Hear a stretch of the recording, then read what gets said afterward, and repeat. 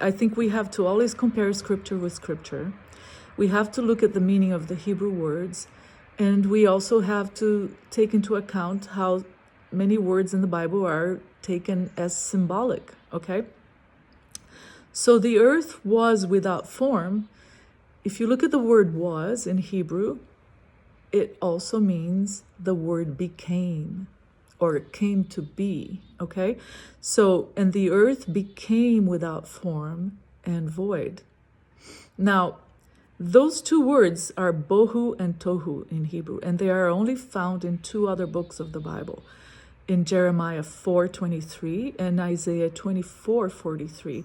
And in those passages, they describe the earth as being completely destroyed. Okay, so the earth came to be completely destroyed, and the earth became without form and void.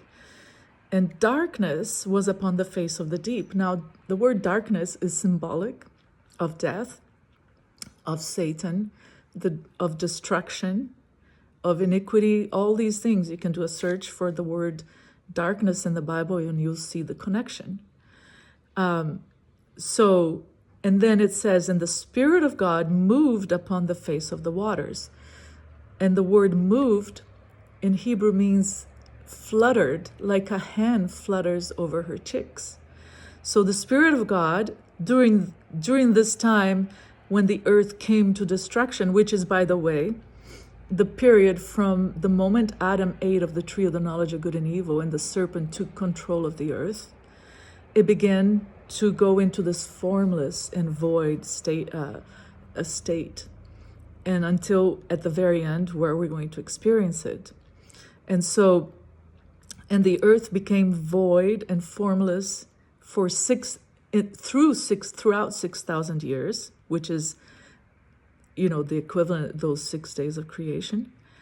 But during that time, during this whole time of sin upon the earth, the Spirit of God is fluttering like a hen protecting her wings, like Jesus said, right, upon the face of the waters. And the waters means people in the book of Revelation. So then verses 1 and 2 of Genesis chapter 1 are really a summary of the great controversy, of the great war between Satan and God.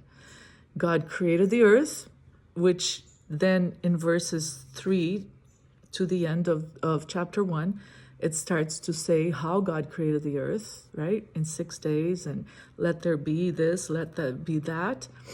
And then because Adam and Eve ate of the tree of the knowledge of good and evil and brought in a new kingdom